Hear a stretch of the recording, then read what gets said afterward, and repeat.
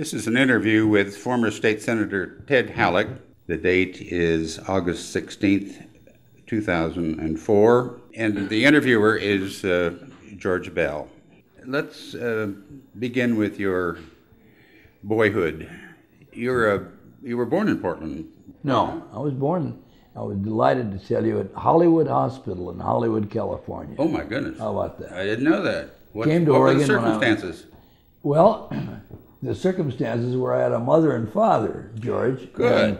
Most people do. They were married, and he was working for Marconi Radio and Telegraph at that time, having built radio stations for them in China. And then they came to Los Angeles, I guess, not knowing where they would go.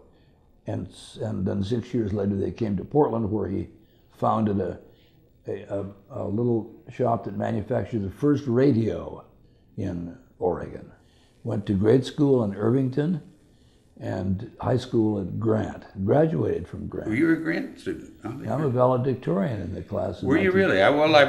You just preempted my next question in a way, because I was going to ask you what kind of student you were. Must have been pretty good. No, I wasn't really. How do you get to be valedictorian if you're not a good student? Just lucky. I played baseball, a little baseball. I played second base but I couldn't make the, quote, varsity at Grant, and sort of lost interest.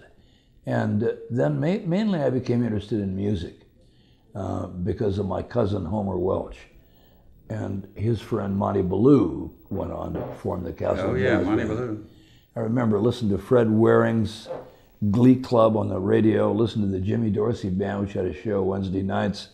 Andre Castellanets, and CBS was the big, the big band of yeah, exactly. And then Benny Goodman's records began to come out on RCA Victor, and we had a wind-up phonograph, and so did my cousin, and then I began to be interested in drums and tag around with him, and he gave me my first set of drums, and I began to play drums with a band at Grant, Pat Riley's dance band, and did that. But your interest really moved to jazz, didn't it? Yeah, immediately. In 1938, because again of my cousin Homer, I owe everything to him. He got me in at KGW radio station in Portland, which is owned by the Oregonian. And we had live radio shows, Homicide Squad on Monday nights and Covered Wagon Days on another night. And I graduated into being a sound effects man. I was a marvelous, if I do start to brag, a marvelous sound effects man, because I had my cousin, who was a drummer, and I, as a drummer, had a sense of timing that was just, you couldn't beat it. And so, because this is live, there's no fooling around with recordings.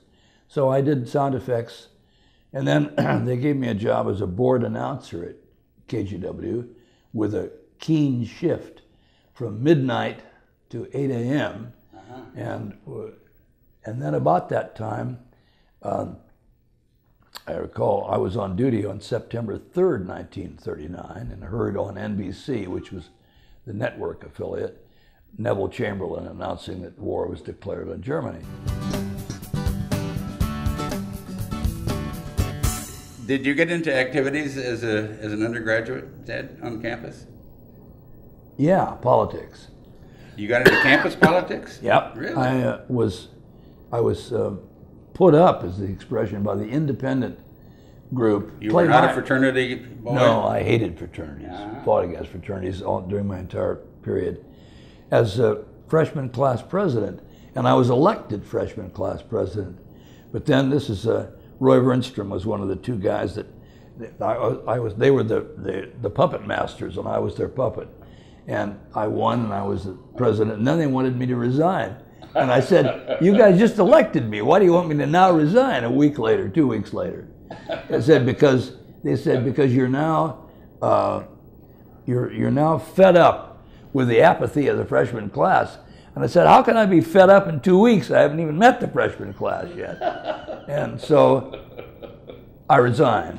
And the You did resign. And the Emerald has got a heading, Hallock resigns Frosh presidency. Wow. And then that began a series in my life that I became very good at, quitting. When in doubt, quit. We interrupt your academic career when war breaks out in December '41.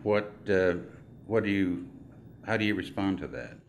Well, I remember that because of two things. I was apparently listening at Zeta Hall to the same symphony broadcast that it turns out later Artie Shaw was listening to in Detroit on the stage or in some theater on the stage.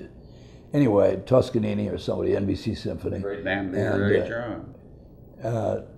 Or I guess it was CBS, because Bob Trout came on with that famous interruption that the Japanese have bombed Oahu. It was so new. Yeah, they've never pronounced Oahu. We, a group of us, wanted to immediately go down to the beach and defend the United States. We're grown-ups considering all things. We're not little children. One guy said, I've got a .22 rifle, and somebody said, my dad has got a pistol, and we want to go to the beach, and we didn't. And the Japanese were going to come ashore at knee tarts any day. Huh? Yeah, and that's the worst part. My best friend was a guy who was studying architecture, Woody Ishihase. And the first thing that happened to Woody Ishihase was he vanished. And it turns out that he went to Tule Lake. And when I found out about Tule Lake, I thought, oh, Jesus, what's happening in the country? I didn't think about the Pacific War. I wanted to go into the Royal Canadian Air Force because I wanted to really be a pilot. Anyway, I couldn't get in. So then I decided I wanted to go in the Marine Air Force. That was because of the uniform. It's really pretty snappy. Marvelous. That gray-green dress uniform, God, you'd kill for that uniform. Went down to the Marines and was underweight. And I did the bananas and half. And it did those like a full diet for 2 days. And went back out, and it worked. So you went to Officer Candidate School? Yeah, went right to Santa Ana. I was accepted and would be an aviation cadet. And at the end of that training, I would become either a pilot or navigator or bombardier. And finally, they did call me up, and I went down to the Portland train station and got on the train with a bunch of other misfits and went to Santa Ana, California. The other part of that time that sort of I think of with fondness was in cryptography. And the class in cryptography, to illustrate to you, to me at that time, a student, what it meant to use this technique. And they had a device, a cylinder, and it was the forerunner of any code machine that would base the code on a given word or series of words that you'd originate, then wipe out. Well, I was really taken with this machine. I thought this code machine was the cat's ass. I'd never seen anything as exciting. So I decided I'd take it back to my barracks and really study it that night. And around 6:30 that night, it hit the fan. And the joint is swarming with FBI agents.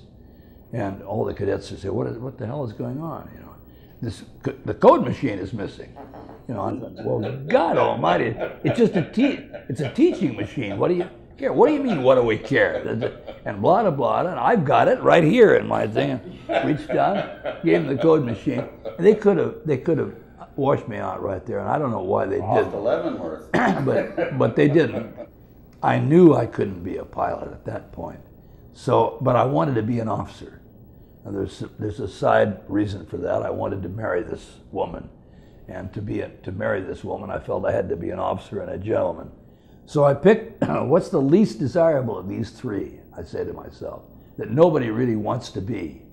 All the guys who are washed out pilots end up there. That's bombardier. Nobody wants to be a bombardier. Good. So we had to fill out a form of some kind. Your desire. What's your first desire? Bombardier. I wanted to be a bombardier all of my life, and so naturally I'm picked to be a bombardier. Talk to us a bit about the daylight raids over Germany, Ted. How many missions? I flew 30 raids. I was on all of the Berlin raids. By the time the command of the 8th Air Force had changed, Jimmy Doolittle took over, and Doolittle's first decision was that we would go to Berlin to show Goering that could be done en masse. So March 4th, we flew to Berlin. In fact, we flew March 4th, 5th, 6th, 7th, and 8th. I flew 4 of those 5 raids, day after day after day. The flak was enormous, but I was hit with the fragments of a 20mm cannon shell, which is what really is what you had to watch out for over the right-hand side here. An ME-109 came in that I couldn't see. I was looking here, and the navigator didn't see him, and wouldn't have made any difference anyway. And he let fly with it, and they had one shell that was an explosive. Armor piercing. Armor's a misnomer, is the aluminum skin of the B-17 is a, 1/8 of an inch thick or 1/4 of an inch. Anyway, it came through and exploded on contact, and then when it explodes, it blows a shrapnel, all the little copper cladding that's around the shell mechanism, and all that got me in the right-hand side and the elbow and so forth. And then the airplane, we'd get flak damage from the about every other raid would be flak damage. And you sat there and your choice was to either defecate, which in one instance I took advantage of and did out of fear, or later I would actually, one time I would start reading comic books to try to do something else. There's nothing else I could do until you got to the IP, the initial point for the bomb run. We all got if you finished the assigned raids, you got the Distinguished Flying Cross. If you finished, first of all, it was 25 raids when I got there, but then Doolittle kicked it up to 30 raids, so you had 5 more chances to die, which that was the most fearful part of it, And you got the Air Medal for every 5 raids, so I got the Air Medal with 3 clusters, the Distinguished Flying Cross, and the Purple Heart with cluster. When I finished my tour, I was flak happy. Sure. Now that is a polite synonym for half nuts. Yes. Crazy. Sure. So I was sent to the Don Cesar Hospital in St. Petersburg, Florida. I was there for about a week, sodium pentothal interviews and the whole thing, and then was judged to be, I guess, okay, and was grounded apparently indefinitely.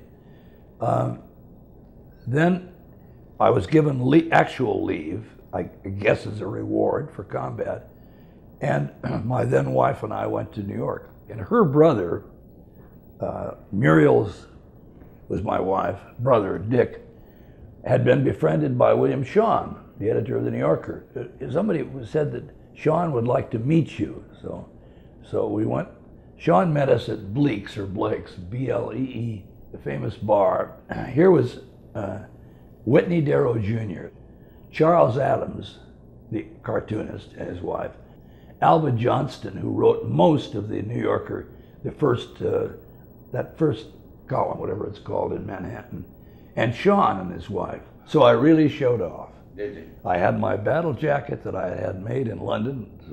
Very few guys had them. Very expensive battle jacket that was not regulations. I was allowed to wear because Eisenhower had one, and I was the festoon with the medals and the thing. And nobody was more heroic and better looking than me. I bet. So talk.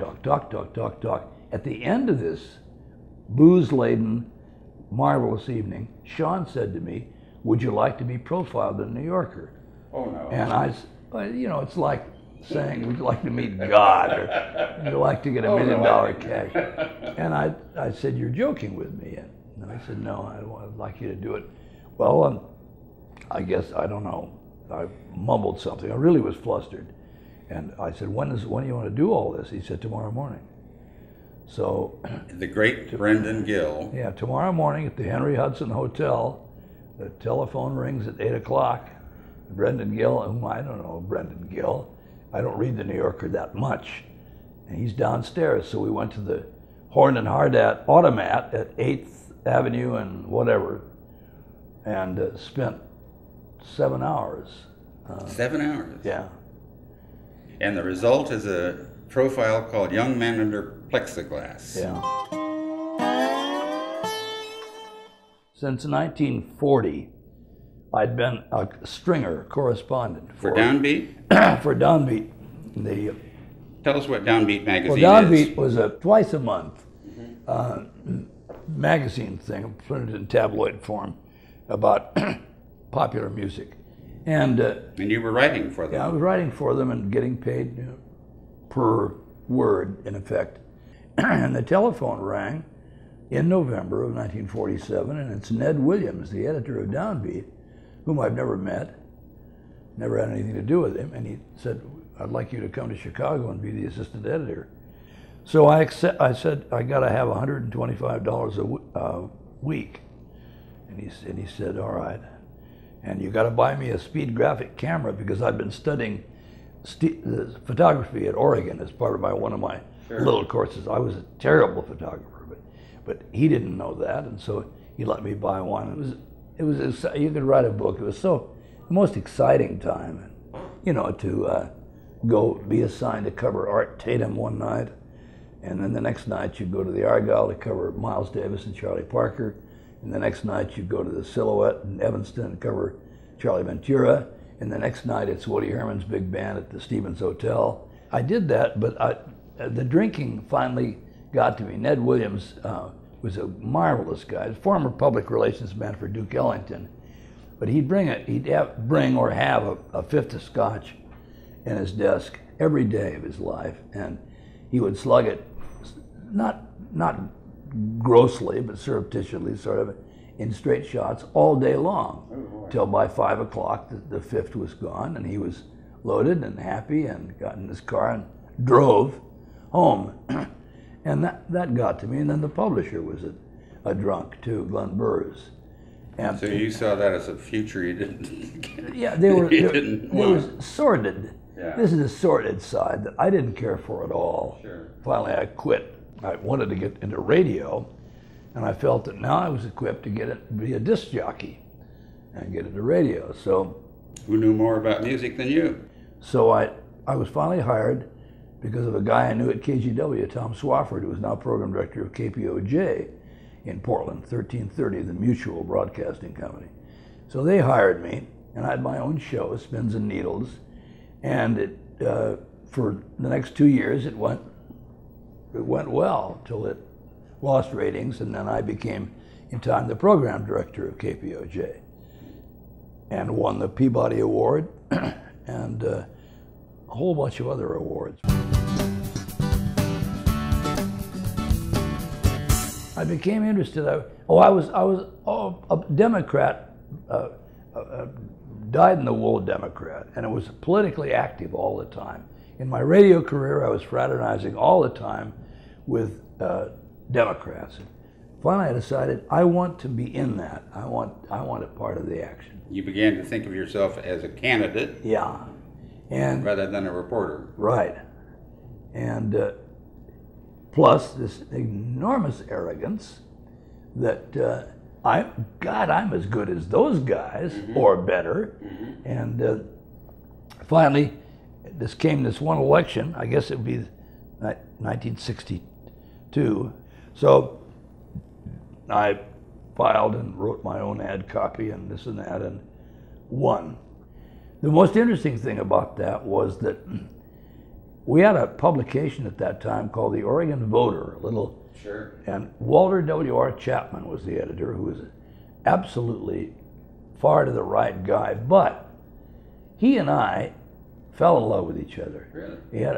I respected, he was a very smart man. I could respect that, and he saw in me something. So he interviewed me in depth and asked me why I wanted to be a senator. And my answer was, to upgrade the intellectual level of the Senate. I remember that. And he printed it.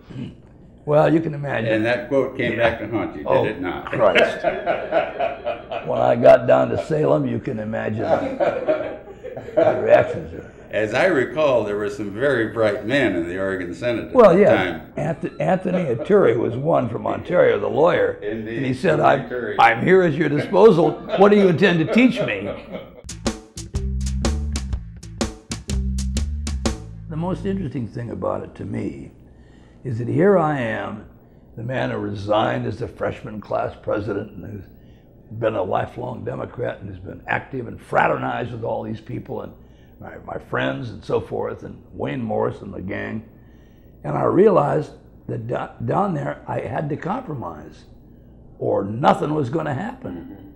That's best exemplified by something that happened in my second session, but it's something I did automatically in the first session when Harry Boyman invited me to his apartment, and he said, and we had dinner one night, and I kept waiting for the shoe to drop. Something was going to.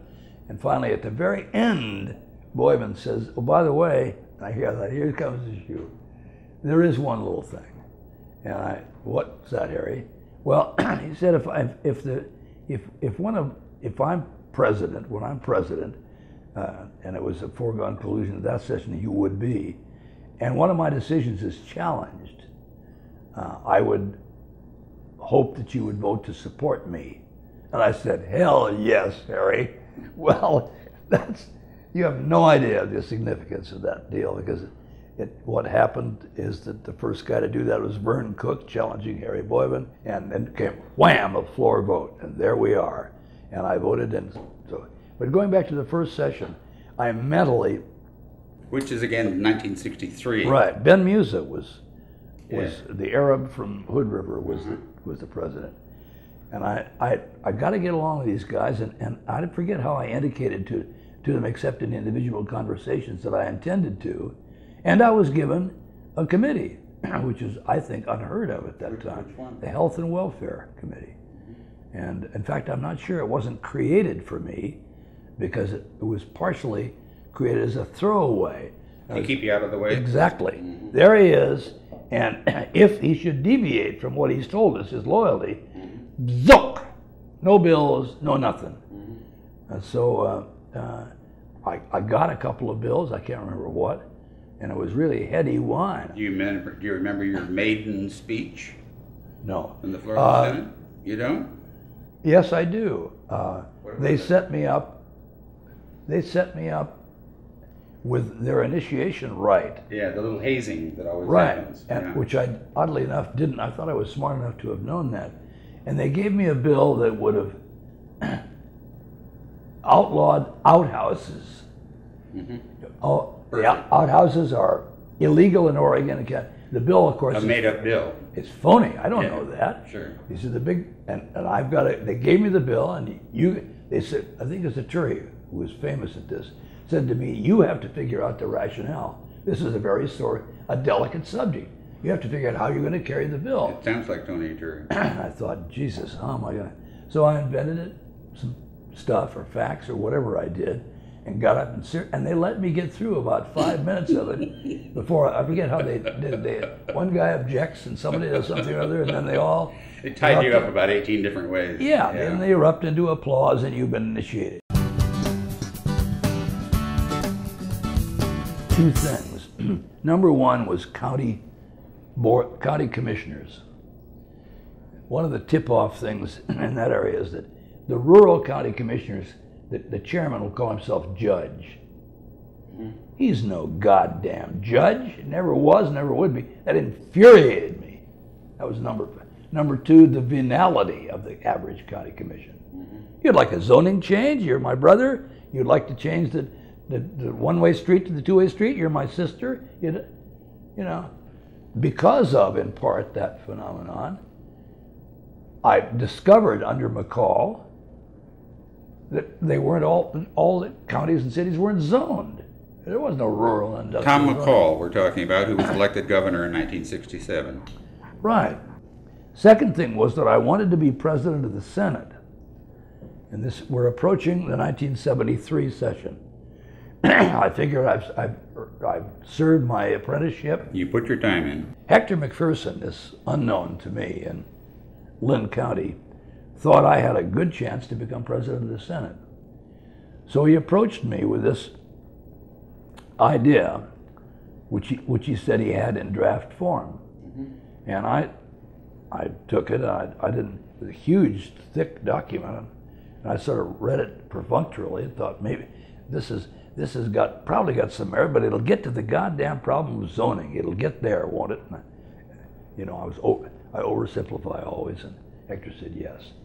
So we had the famous caucus, and Bo won. So apparently, out of contrition, because Bo had this exposure to me from the early days in optometry when he had wanted to become a politician, and I encouraged him, by all means, run, Jason. So he gave me this committee, and I. What was the name of the committee? Land Use and something, and Environment, I guess it was. Okay. But he carefully orchestrated the committee to screw me. So you were outvoted. Yeah, 4-3. They couldn't, 4-3. I couldn't get the time of day out of it. But nonetheless, I got the committee, and Hector was on it. I got Hector on it. Bo had asked me, and I'd named, I think, one person, Hector. In the meantime, Hector had gone through a draft of his first draft. And we started the session with his second or even third draft as the first Senate Bill 100. I said, I'll introduce this, Hector. And he said, would you mind if I put me on it? Well, all right. So I put him on it. It says Hallock and McPherson. That's all it says. Everybody in Salem, in the legislature, when they got wind of this, was on the mind. Can I sign on the bill? No, screw you. We started out, and the potential no votes that I identified fought me every step of the way. Every trick, and so I invented some tricks of my own, such as we got into the session about a month, and I'd had hearings, 2 and 3 times a week, which just infuriated the Burns and the Thorns and the Atiyahs who were used to working casually, leisurely pace. And I realized this draft is just too muddy. Hector, as I get, so I ordered this draft scrapped, and Hector and I produced a very shorter draft. Then we started hot and heavy, and I really got excited, realizing instead of just embarrassing Bo, which was one of my original premises, I could maybe pass this thing, maybe. We finally got another month or so in with very little progress, and I realized this draft was not, we were bucking up too many people, so I did another thing I had done in the Health and Welfare Committee once, called a lobbyist in that instance Dave Barrows, and just said, go out in the hall, rewrite this bill. So Dave came and was testifying, and I said, look, I will name you plus some guys, Tom Donica of AOI, Associated Oregon Industries, somebody for AFL-CIO, somebody from the League of Oregon Cities, somebody from the Association of Oregon Counties. I want you to chair the meetings and call this group together immediately and do these things to the bill. Okay. They did. They brought it back in, and I thought, Jesus, Hector, what do you think? And Hector was very pleased. So I said, I don't know, I think I'm oversimplifying this. I think let's just do it. So there was a little matter of getting it out of committee. And here it came. Here we were. The kick vote in the whole committee is Jack Ripper. Well, Jack Ripper has been a conservative Democrat all of his life. He's been a member of the so-called, at one point, coalition that ran the Senate with the Republican Party, even though the Democrats were in the majority. And he's not exactly the brightest bulb in the fixture. He's a bartender from Goose Bay. But I talked and talked and talked and talked, every possible appeal I could make. And finally I said to Hector, I don't know, I think maybe, but we got to try it. Came up for the vote, we got it. Ripper at the last minute. Aye, the bill came out. And it passed by one vote, I think, 16-14. Good heavens. And then I thought, uh-oh, here's where I got to really play. Atiyeh was out of his mind with rage on the floor. Atiyeh's lying in wait, man, for the House committee. So we got, whoever the speaker was, we got the bill assigned to Nancy Fadley's House committee, Nancy Fadley of Eugene, and I went over, and that's the most remarkable thing about this whole story. I testified before this committee. And I said, ladies and gentlemen, I'm not going to go into the bill with you. You can do that as much as you want. But if you change one comma, Vic Atiyeh in the conference committee will screw this bill out of existence and it will vanish. One comma. I implore you to do nothing to this bill. And to my knowledge, in the history of the legislature, this never happened. Amazing. They didn't. The bill passed. Atiyeh's livid. Bo is livid. Bo had meant to punish me with the committee and got screwed. That's the story. And then from then on, so that's why they. And you ensured Tom McCall's legacy.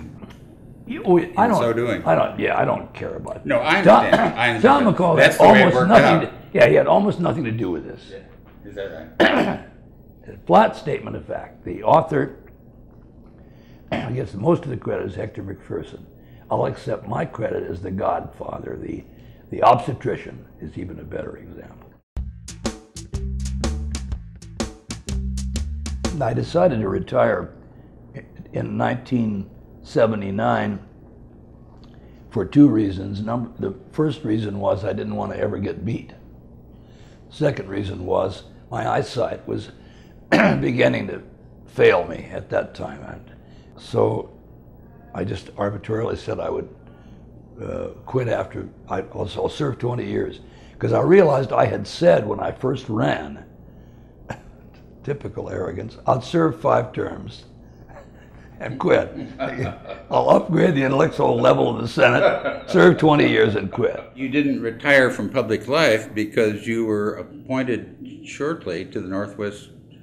No, not shortly. It was 1881, but in 1988, yeah, Governor Goldschmidt called and said he's got a vacancy in the Pacific Northwest Power Planning Council. Bob Duncan, a former congressman, quit. Goldschmidt said about 15 times on the phone, now you understand this is only temporary. It's only temporary. And I can see why he's doing this, because I'm a major opponent of nuclear power. I left that out of any stuff to you. Major enemy of the private utilities and a proponent of PUDs and so forth. And I can see that's in the back of his mind. And all he knows about nuclear, but not the other stuff.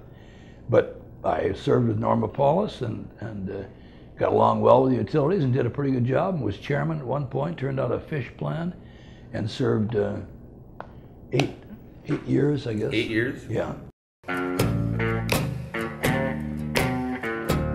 In 1998, I read in the New York Times that Artie Shaw was 88 years old and he's still alive. And Artie Shaw had been my hero going back to 1940. I just said aloud to Jackie, my wife, maybe I'd interview him and so forth. And then I immediately thought, no, I don't want to travel and don't want to do all that. She kept pushing me, why don't you do it, why don't you do it, why don't you do it? So I called, I realized it would be a project. I wanted to do a complete thing, not fool around with it. Sure. I was going to call him on the telephone and do an interview for Don Manning, who has a show on KBOO in Portland, and called Shaw, got him on the phone, and talking to Artie Shaw was to me like talking to God. I mean, it's just absolute revere.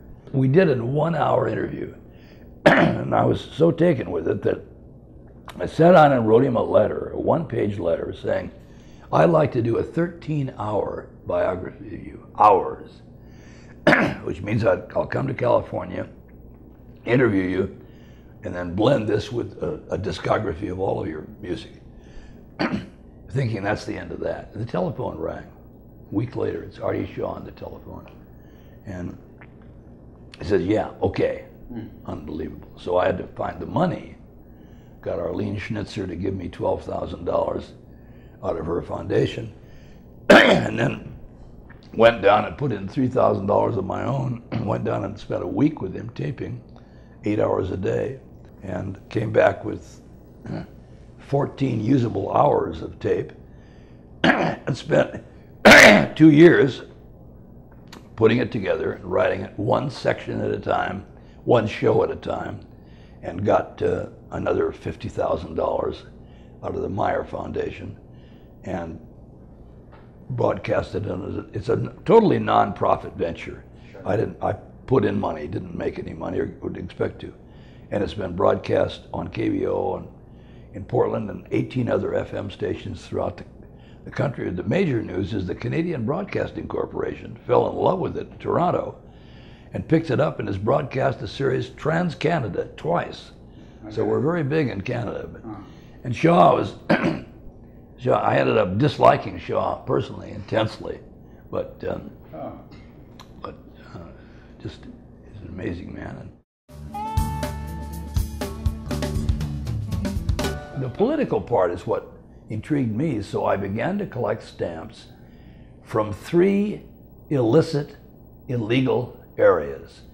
The People's Republic of China, #1.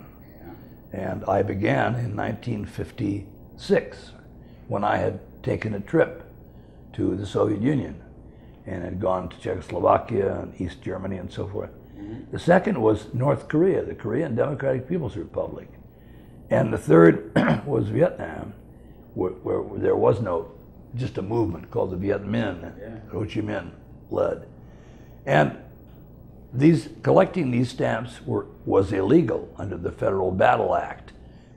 And nobody else had them, nobody else collected them here, and I could and did then begin to correspond and get mail through contact I had in Moscow into Pyongyang and Beijing and Hanoi and various other cities, and began to collect these stamps. And I began to get them, that I became sort of an authority.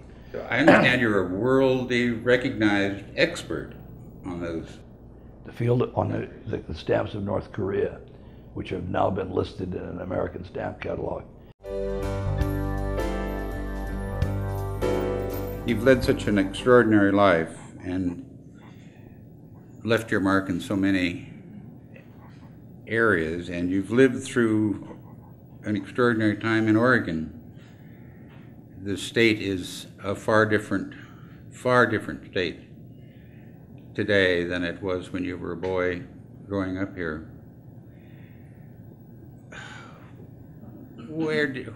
What's your view of where Oregon is now? Can you give us a little riff to sort of close out things? Well, it's on the edge of metropolitanism, which I don't like, and which, in spite of Senate Bill 100, may be unavoidable. I regret very much that its agricultural future may be doomed. And the part that mystifies me is at one point, a guy had said to me, we can't exist with a service economy with everybody cooking hamburgers for everybody else and producing nothing. Oh yeah? Oh yeah? So I'm very, very sad about that. I don't know where we are. Can we handle the destiny of Oregon and the United States? And well, we better be able to.